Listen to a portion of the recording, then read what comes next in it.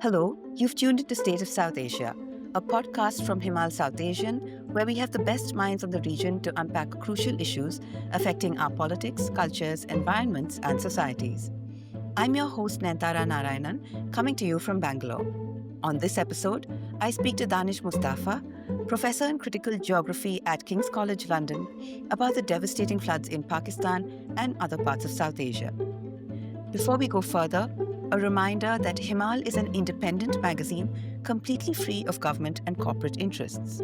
Your support means the world to us. Help our in depth journalism by becoming a paying patron for as little as $5 per month. Visit our website himalmag.com to know more. Since June this year, several parts of Pakistan have been hit hard by floods triggered by pre-monsoon and monsoon rains. Large areas across the provinces of Punjab, Sindh, Balochistan, Khyber Pakhtunkhwa have been inundated. Flood waters and landslides have claimed many hundreds of lives and displaced hundreds of thousands more. The Pakistan Disaster Management Authority announced that by the 10th of September, which is when we're recording this podcast, about 900 people had died and about 4 million impacted by the floods. Neighboring India has also been badly affected by the much more than average rainfall, 180% above average in northwest India, and acres of farmland have been submerged. Now, there are several factors for the flood devastation this year. Climate change-induced weather phenomena are making extreme rainfall more common, but there is also unplanned development and dam mismanagement that are turning these extreme events into disasters.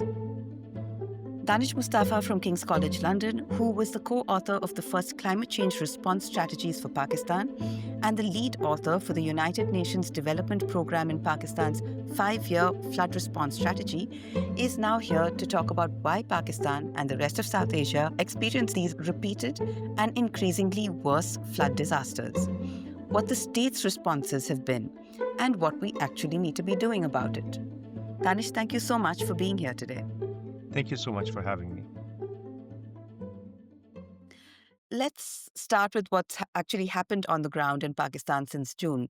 There really has been no let up in the monsoons, and many parts of Pakistan have been reeling from these floods. As you've been watching it, what are the worst affected areas in the country? And can you explain to us why this is happening a bit in terms of the geography and the mechanics of flooding? I think it would be useful for us to review the last three major floods in Pakistan, which made global headlines. The first one was the 2010 flood, the second one was the 2022 flood, and the third one is this one, 2025 flood. Now, the interesting thing is that the pattern, the geographical pattern of damage in all three floods is very different. In the 2010 floods, it was primarily the main stem Indus River that was flooded.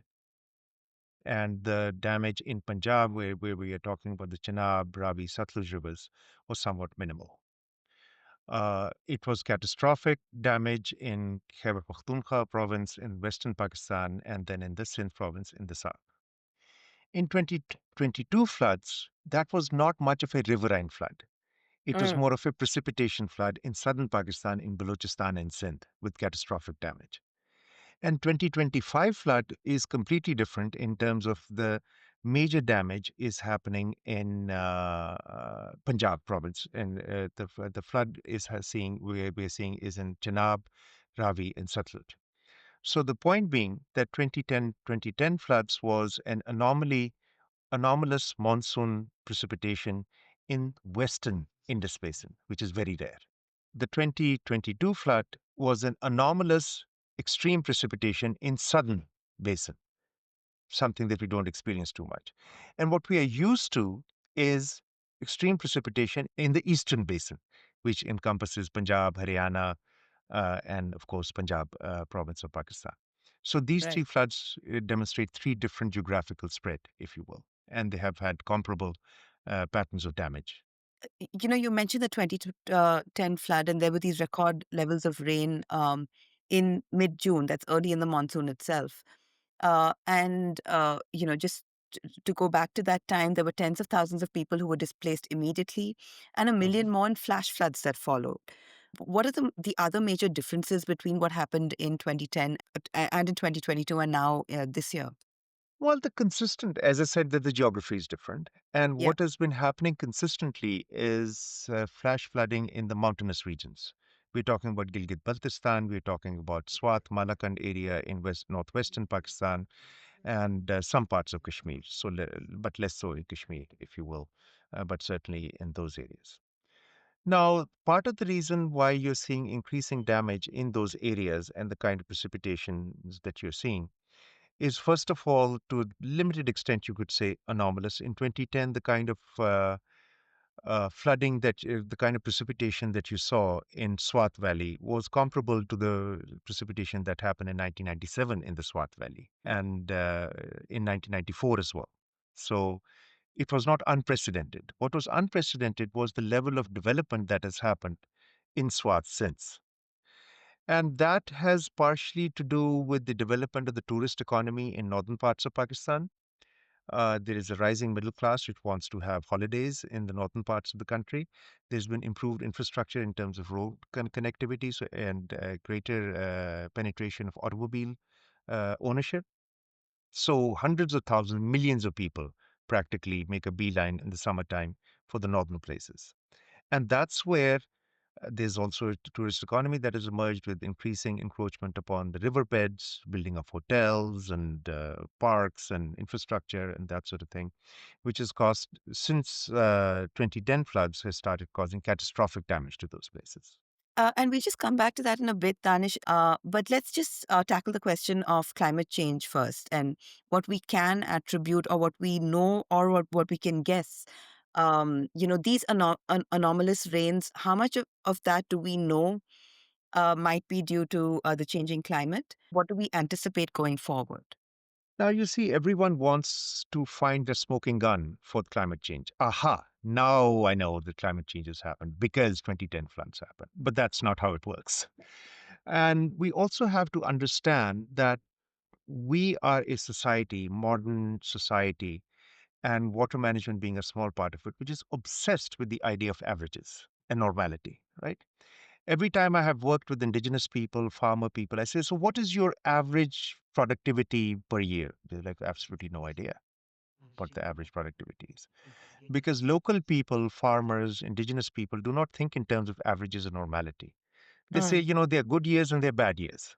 And our strategy is what is the worst that can happen and what is the best that can happen? And between those two things, what do I have to do in order to be still standing when next year comes around?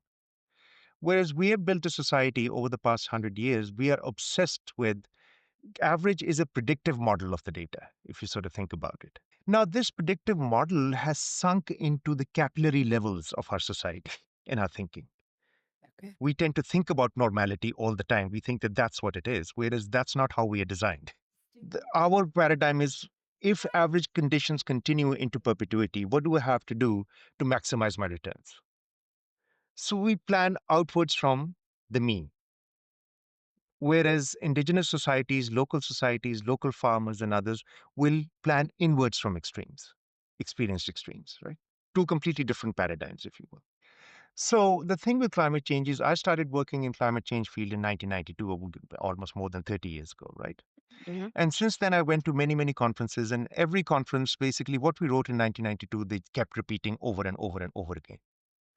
And it seemed to me that what we needed to do to respond to climate change was something that we should be doing anyway, with or without climate change, in order for better distributional equity, for better ecology, for better lives for everyone, and all of that. The thing is that one promise of climate change is true, that whatever averages that you have known in the past, whatever sense of normality you've had based upon that statistical fiction, if you will, is not going to hold into the future. You're going to have to rid yourself of this fundamental pathological mindset of expecting normality. We live on a Right. dynamic earth. In a dynamic earth, things change. Every day Mm, is different. So I think that there is a cultural shift that needs to happen.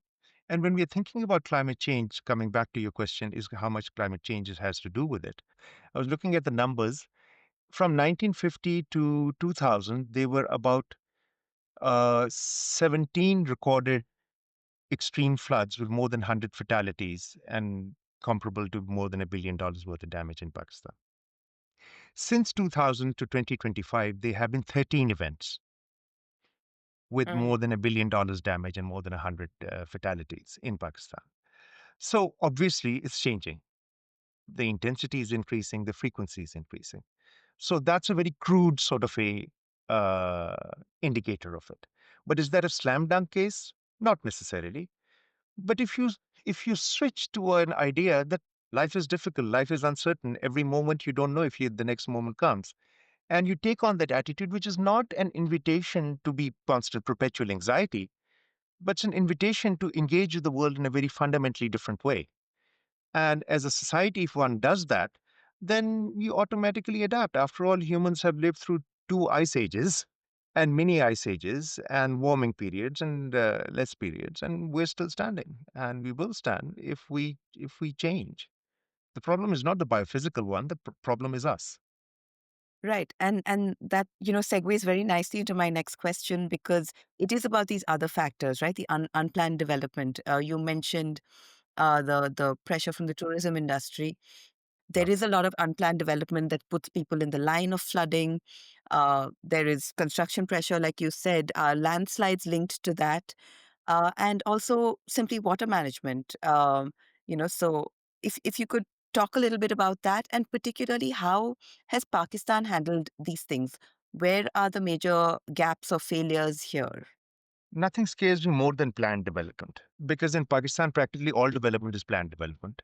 It's not like people sleepwalk and do, oh, yes, I'm going to build a gigantic housing development over here. It's planned, right?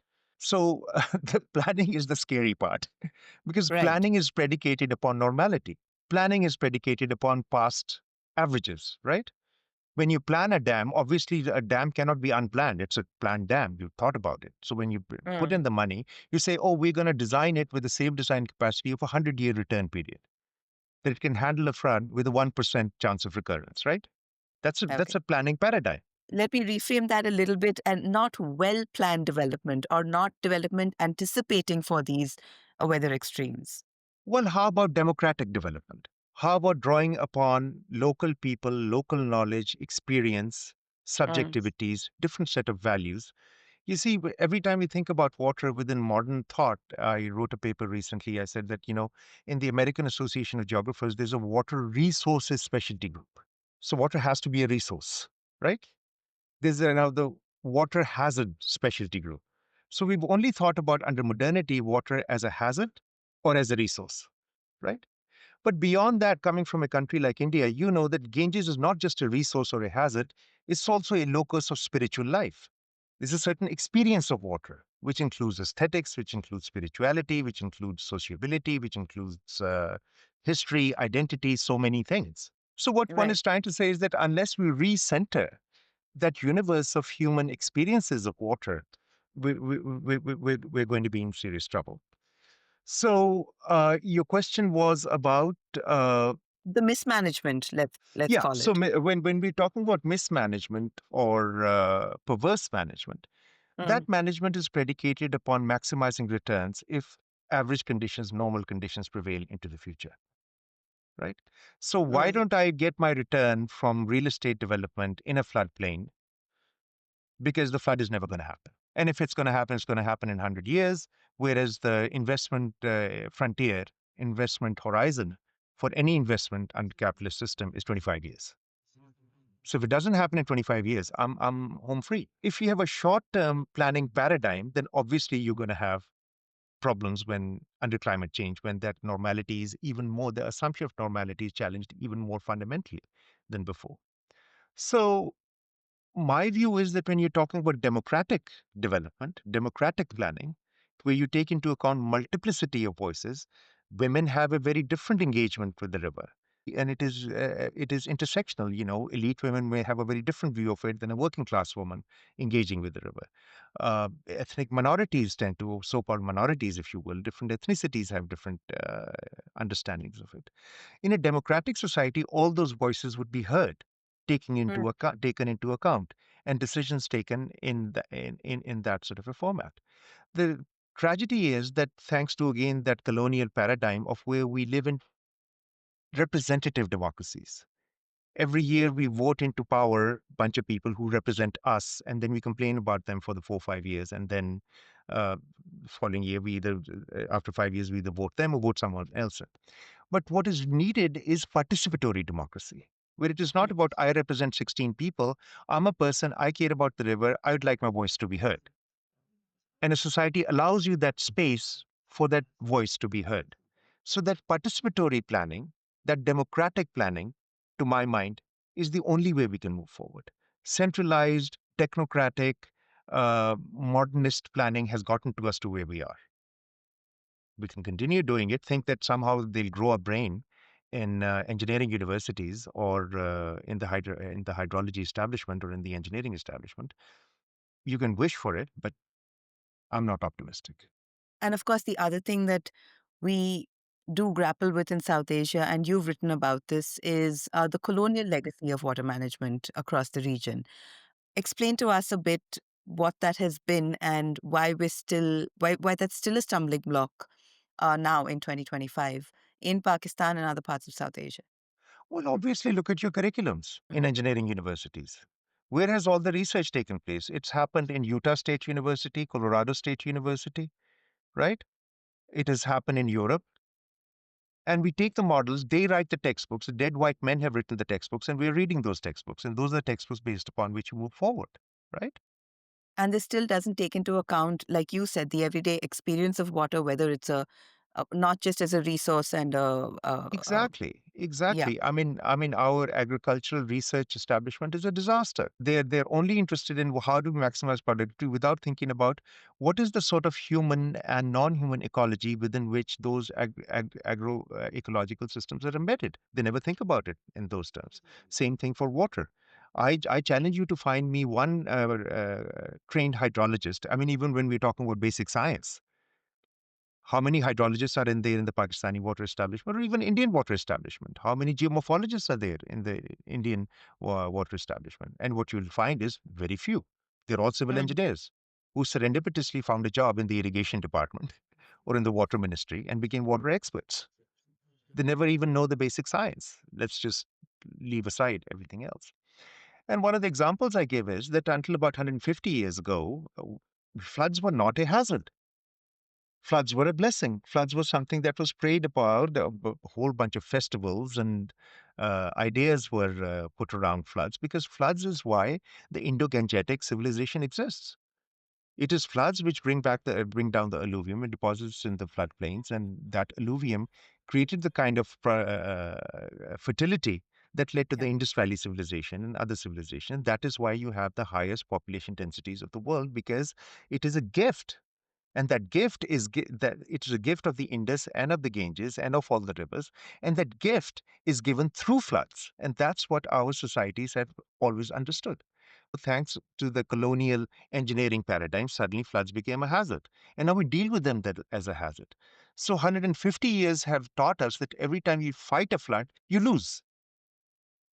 Every time you fight a flood, you lose. Do you stop? No. Every year, from the prime minister to the deputy collector, everyone is fighting floods and losing. And we'll do it again and again and again.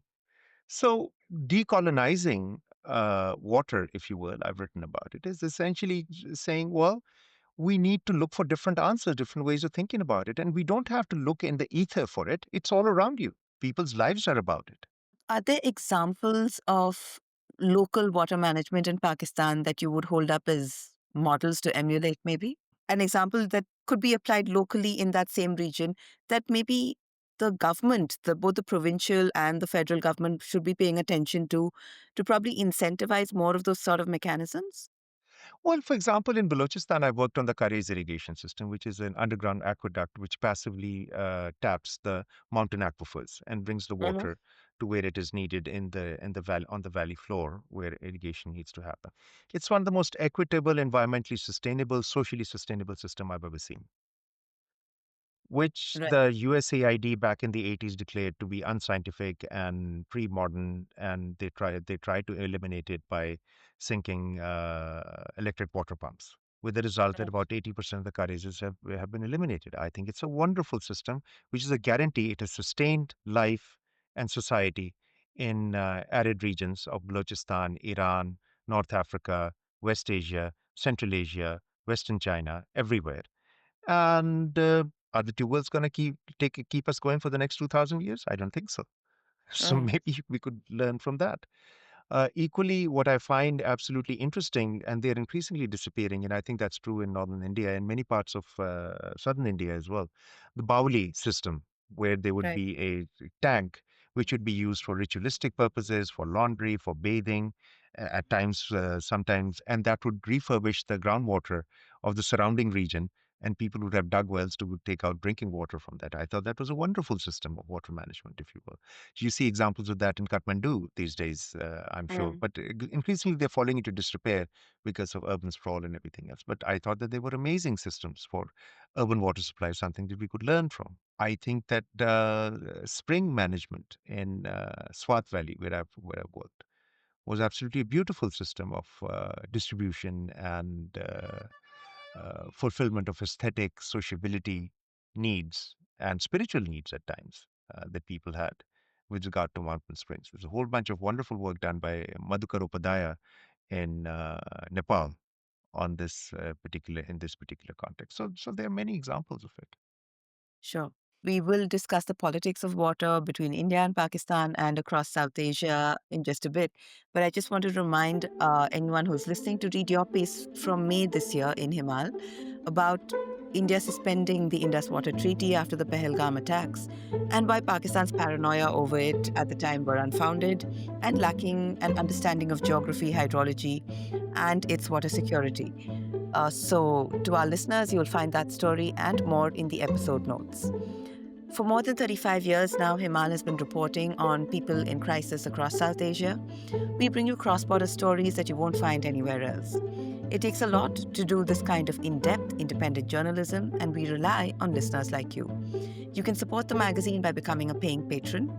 Click on the link in the episode notes or go to our website himalmag.com and click on Support Himal. You can also sign up to our newsletters to keep up with our latest stories, events, and more. Now back to our conversation with Danish Mustafa. Danish, as you were watching this year's crisis unfold in Pakistan, what have you made of the state's response in terms of relief and rescue, and perhaps the actions of the Disaster Management Authority? And the other thing I want to ask you is the kind of things that maybe are being said. You know, the Pakistan's defense minister, in fact, called the floods a blessing and told people to store water in tubs. Now, I know you said that 150 years ago, the floods were a blessing because of the fertility it brought to, the river basins, but certainly not in this context, right? No, certainly not in this context because in case of the Indus, we basically engineered away low-level floods. We've engineered Mm, away middle-level floods, medium floods. But there is no system, no river engineering in the world that can control the high-level floods of the Indus. But because we have engineered away the low-level and the mid-level floods, we have made high floods extremely high floods and extremely high floods into super floods okay. because we try to keep them within embankments, which concentrates the flow and the energy of the water. And wherever it breaks, then the damage is catastrophic. So, because of our engineering, we have taken out the blessing part of the flood. Now, if it were an open, free flowing river, whatever flood comes, people are adapted to it. I know that in rural Punjab, people tend to build their houses on 7 to 8 foot high platforms of mud because they understand that the flood is going to come. And if the flood comes, there's 4 or 5 feet of inundation. Not a big deal. It'll be there and it'll subside. And it'll deposit a lot of alluvium, which means the 5, 6, 7 years after that, they don't need to use chemical fertilizers. And chemical fertilizers, the biggest cause of rural indebtedness in South Asia and also one of the biggest causes of rural bankruptcies, if you will. I'm sure you're familiar with that story in India. And it's the same Hmm. story in Pakistan. So floods is one way that gives a relief to the farmers for many years after it comes.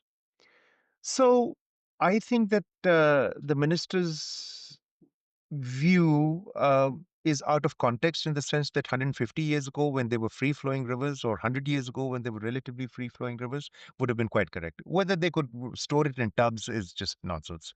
But the nature itself is storing it already in the groundwater. 80% of crop water requirements in Pakistan in fresh groundwater zone actually come from groundwater.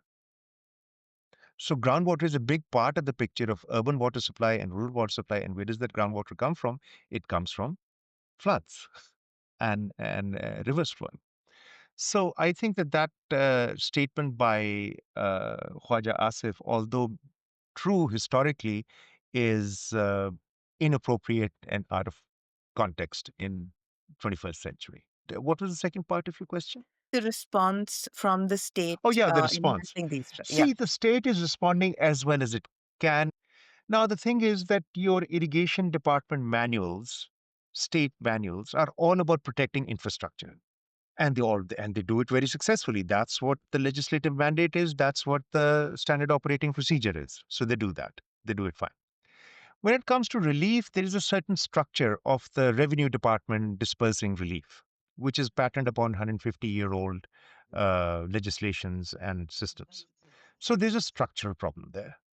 There's a structural problem where you're going to get this much compensation if a man dies, this much compensation if a woman dies, this much compensation if uh, and there's a whole set of issues about elite capture of the relief coming in.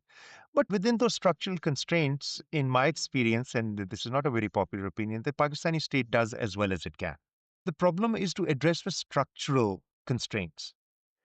If the relief is focused, administered, managed, and assessed at the local level, it will be much more effective. But unfortunately, the local level of governance is was eviscerated by British colonial structures. I mean, here is a deputy collector or an assistant collector serving in Sindh who actually belongs to Gilgit-Baltistan and is there for 2 years and Right. doesn't know much about their own district or anything like that. And only thing that the state can see is the state itself. And that's true of South Asian states all over. Only thing that they see is what the state structure is. They just don't see the people that are out there. It's an undemocratic structure. So within those sorts of constraints, I think the Pakistani state does as well as it does. I mean, this reminds me of this video I once saw, news report in 2010 floods, that there was this in Karachi, Faisal base, there was the C-130 transport plane which had just flown in people from Jakbabad or something like that, or some rural Sindh area, into Karachi, and they were being fed on the tarmac food. And this correspondent is like, look at this, these hapless people, they have come over here. The state is nowhere to be seen. I was like, well, mate, look behind you. There's a C-130 Air Force plane. That's the state. And there's food right there. That is the state providing them. And what do you want them to do? Right? So I think state does as well as it does, but there's a Mhm. structural problem of a centralized state, of a bureaucratic state. There's this much it can do, and it can't do what it should be able to do, ideally. For that, you need a different governance structure, which calls for radical, fundamental, foundational uh, devolution of authority and local Mhm. level governance. Really, what I've been hearing you say through this conversation is a call for completely rethinking whether it's our democratic structures or our water management structures. But if I were to ask you, if we saw the same kind of rains next year and we don't have the time to do this rethink and we don't have the time to decolonize Mm. our water management and engineering systems Yeah, and we that's not don't going to happen in a year. yeah, that's not going to happen. What could we possibly do in the short term so that this is not so painful? Are there any short term solutions, or are we just looking for band aids to cover bullet holes Well, at this? there are a few short-term solutions, which again require Hmm. political courage. One political courage is certainly Pakistan is one of the most rapidly urbanizing countries in the world. In Asia, it's number one. You know, there's a 3 to 4% urbanization rate. Now, that's also an outcome of state policies in terms of neglect of rural development. People used to be, or young people would migrate to the city in order to send back remittances. Nowadays, entire families do. Why? Because families want services, right? People want their Right. children to be educated. And if there is no school in the rural areas or a school that they are not happy with, they're going to move to the city, right? Because that's where the services are. They want health, access to health. So there's a hospital in the urban area. There's not one in the rural. So people will move. People want livelihood. People want, all sorts of the internet and, those sorts of things. So in the urban areas, I think that they have to make a brave uh, decision to stand to the real estate mafia. Well, it turns out in Pakistan, state is the biggest real estate mafia. So in the short term, if state can overcome its own temptation of profiteering from appropriating farmers' lands and putting down suburban automobile dependent housing societies, if you will. That could be one thing that can be done in a year, uh, Okay. but requires political courage that I don't think, I'm not optimistic exists. We don't Second see thing that anywhere. we don't see anywhere. The second thing is that what could be done within a year is that you know that in Pakistan, for most floods, a lot of flooding takes place because the infrastructure has to be protected. So there are 23 designated inundation zones within Pakistan. So, for example, Sinai Barrage, there's 175,000 cubic feet per second safe design capacity of it. That safe design capacity gets exceeded every 3 for 4 years. Now, everyone knows that it's always a political decision whether to blow up the embankment upstream on the right bank of the barrage to save it. Give back some land to the river. You can do that. I'm not saying all of it, but some of it. There were beautiful wetlands all along the Indus, Chenab, Ravi, Satluj, and these places, teeming with, crocodiles and birds, and, they're beautiful carbon sinks as well. Give some of that back to the river. I'm not asking for all of it, just some of it, which you're gonna inundate anyway when the flood comes, right? And people are sick and tired of those places because there's a huge mosquito infestation, there's disease, there's all sorts of problems that are with it. Mm. That you could fruitfully do within a year, for example. Right. The third thing I say, and as I mentioned it in my UNDP report, was to improve early warning system, for example. Now, I met Assistant Commissioner Badin. There was a major flood in Badin in 2011. I spoke to him in 2012. He said, I got a fax from the central government that within the next 48 hours, there's a 80% chance of 175 millimeters of rain. Now, I'm a trained climatologist and a hydrologist. I don't know what that means. Do you know what that means? No He said, idea. I didn't know what it meant. So I sent it out to the Patwari to say that this is what it is. No one understands it. Tune into your Mm. television. I do it here in London. You do it or look in your smartphone. And do you understand what the forecast is, really? The fact is, women in rural Punjab speak Punjabi, don't even speak Urdu, let alone English, right?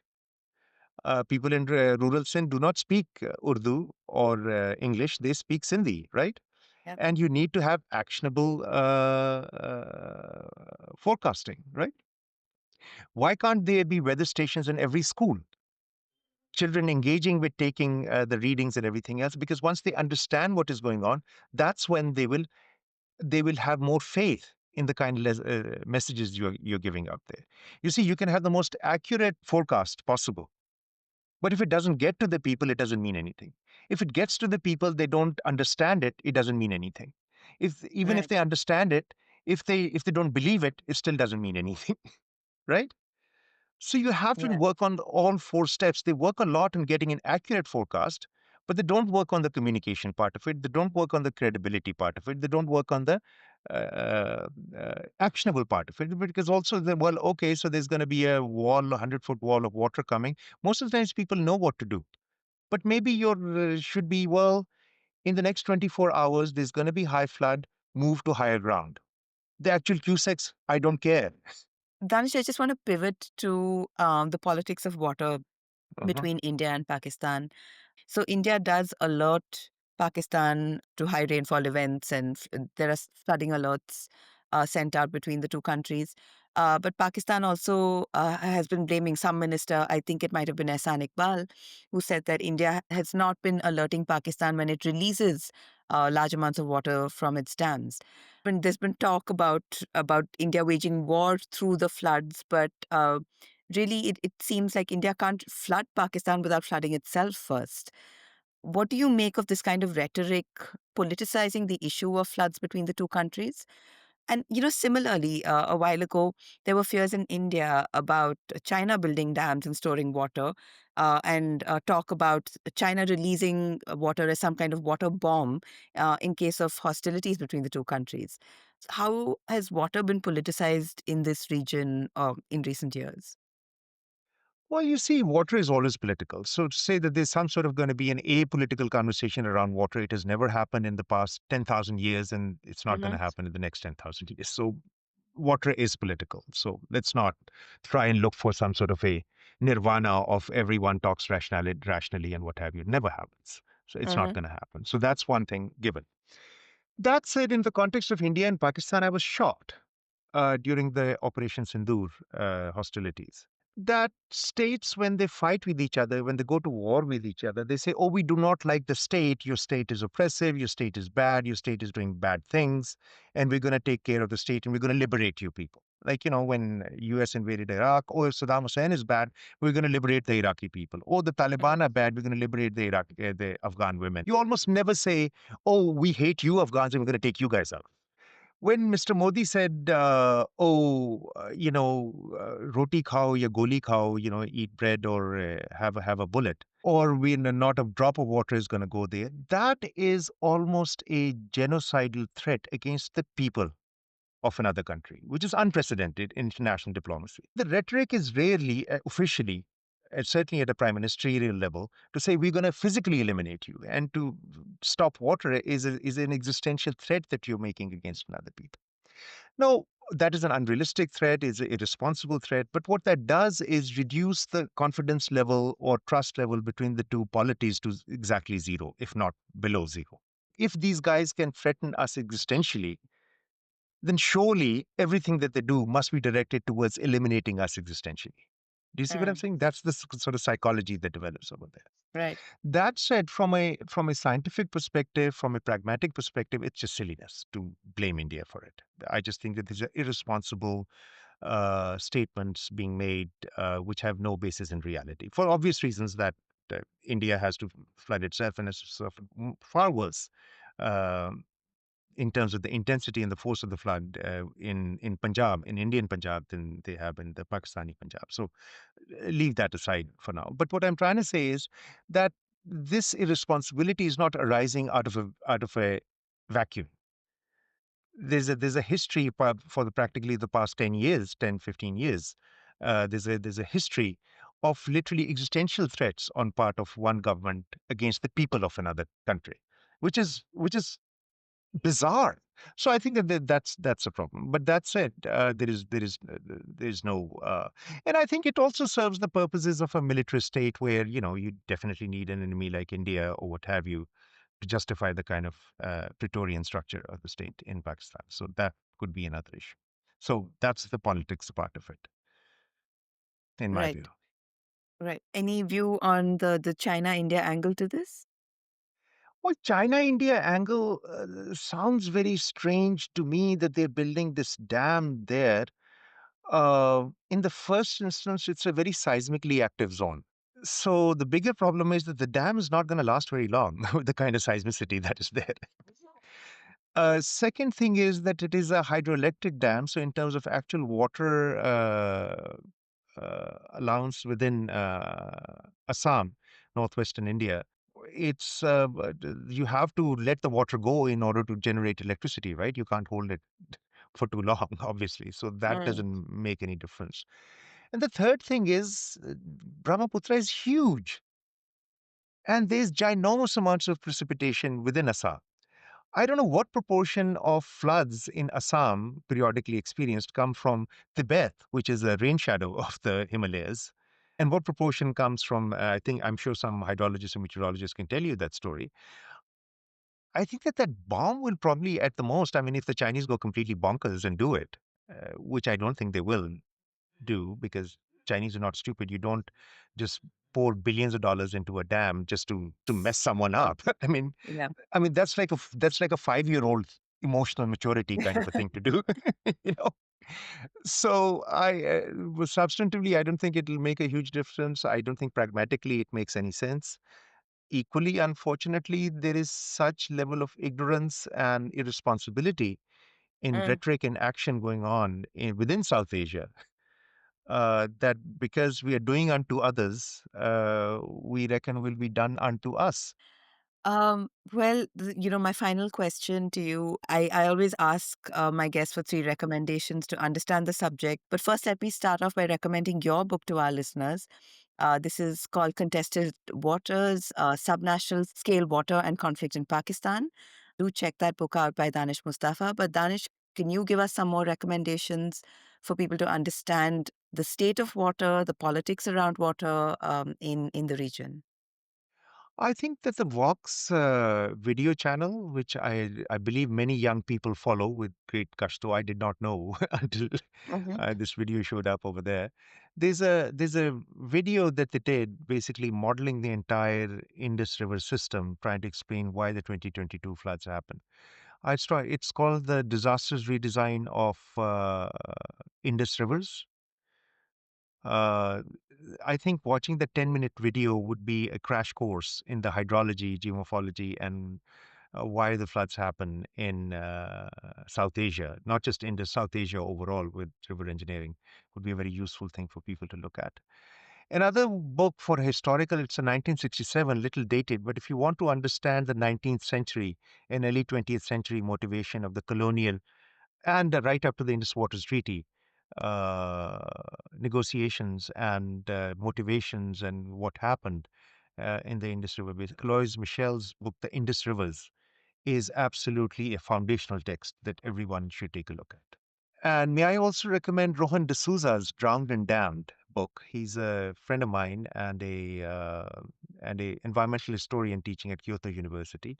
He writes about the Kosi River basin in Bihar and explains much the same sorts of things that happened in the Indus River basin, also in the Kosi River basin, to sort of illustrate the point that Indus is not a freak of a river basin. It's something that happened all over India.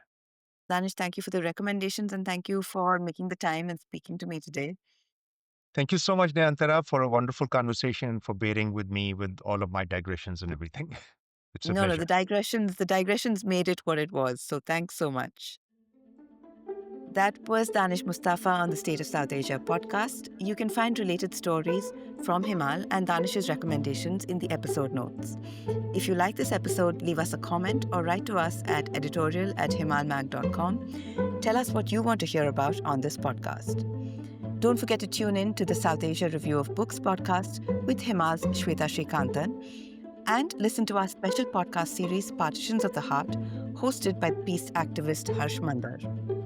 Follow the Himal South Asian podcast channel on your podcast app to find all our latest episodes, and you can share, rate, and review them. You can also sign up to our newsletters to keep up with Himal's work. This episode was edited by Ritika Chauhan.